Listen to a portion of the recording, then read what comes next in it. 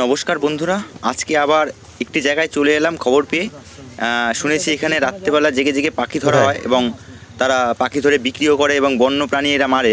তো সেই জন্য আমরা সবাই এসেছি লুকিয়ে।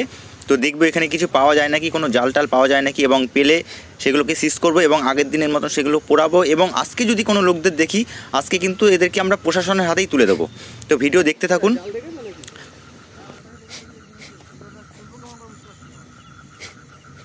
কত দূর জল থেকে, কত অনেকটা নিচে নাকি? দেখি।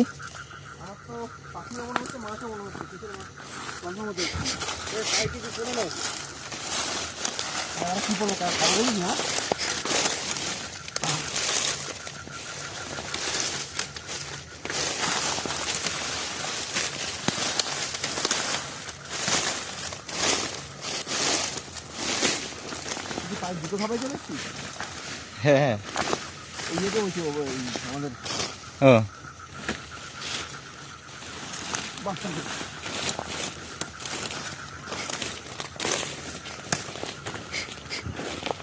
যাচ্ছে তো জালটা টান, ডিঙি আছে বুঝলি তো।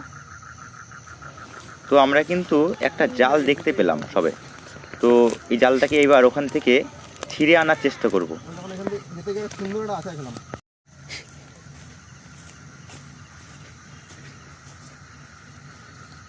এই ডিঙিতে করে যাওয়া যাবে? যাওয়া যাবে বোধ হয়।